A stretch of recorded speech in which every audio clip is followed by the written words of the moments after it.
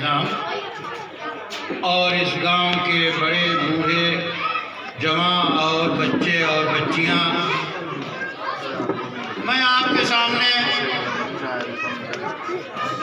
اس بات کا ذکر کروں کہ دنیا کے حسین ترین عظیم ترین انسان اور ان کے سامنے انہی کے جوڑ کی انتہائی عزت مآب عفت مآب خاتون، ان دونوں مرد و عورت میں ایک کمپٹیشن ہو رہا ہے جس کا نام مسابقہ ہے عربی میں۔ کیا جانتے ہیں یہ حسین ترین انسان کون ہے اور یہ عزت مآب خاتون کون ہے؟ دنیا کے سب سے اچھے انسان محمد عربی خاتم النبیین صلی اللہ علیہ وسلم ہیں اور آپ کی محرم راز سیدہ عائشہ۔ حضور صلی اللہ علیہ وسلم کہتے ہیں عائشہ سے، چلو دوڑ میں مقابلہ کرو، اور دوڑ میں مقابلہ ہوتا ہے، رسول اللہ جیت جاتے ہیں، رسول اللہ جیت جاتے ہیں۔ بات آئی گئی ہو گئی، پھر کافی دنوں کے بعد ایک موقع پہ حضور فرماتے ہیں عائشہ آج بھی مقابلہ ہو جائے، اور دوڑ کا مقابلہ کافی دنوں کے بعد ہوتا ہے تو حضرت عائشہ آگے بڑھ جاتی ہے۔ حضرت عائشہ بہت خوش، حضور نے فرمایا دل کا بدل کا، وہ پہلے جو ہم جیت گئے تھے آج تم جیت گئی۔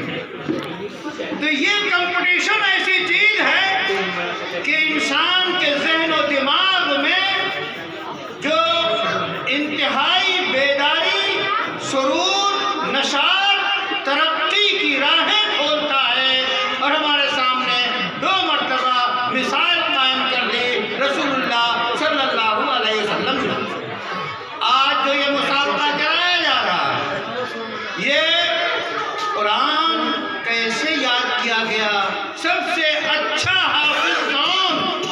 من اقرؤکم، من احفظکم، من اجودکم، سب سے بہترین قاری کون، بہترین حافظ کون؟ اس مقابلے، یہ مقابلہ اس پورے گاؤں نہیں پورے علاقے میں خالدی روح پھونک دے گا، اور اب لوگ اپنے بچوں کو حفظ کرائیں گے۔ یہ وہ حوصلہ ہے، یہ وہ اقدام ہے جو کایا پلٹ اور پلٹے۔ اب آئیے، ہندوستان کو آزاد کن لوگوں نے کرایا؟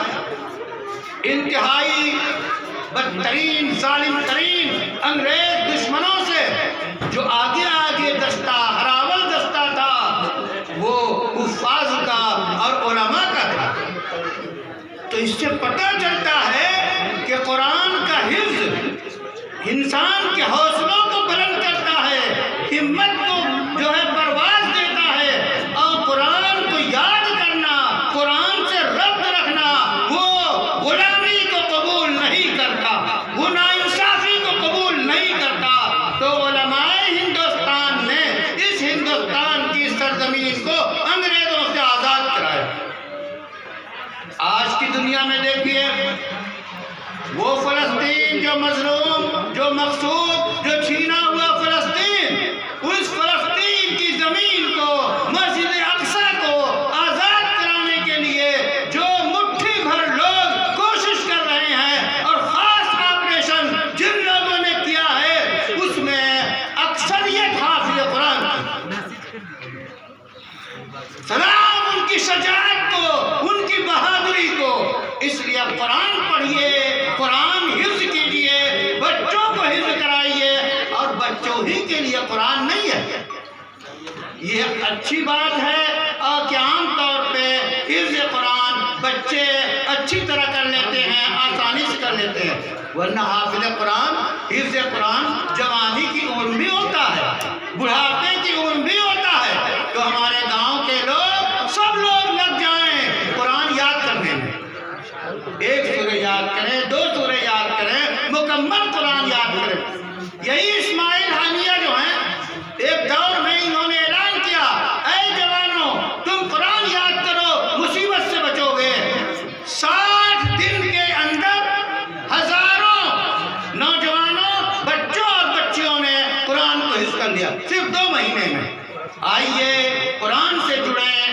علماء کی نگرانی میں، ان علماء کے مشورے سے اور محترم مولانا خالد ندوی کی رہنمائی میں آپ حفظ قرآن کا، تعلیم قرآن کا اور ترقی کا ایسا جو ہے وہ ماڈل بنائیے کہ اس کے تحت پورا گاؤں ترقی کرے، علاقہ ترقی کرے اور آپ دنیا میں بھی کامیاب ہوں، اللہ کے ہاں سخرو ہوں۔ وآخر دعوانا ان الحمدللہ رب العالمین۔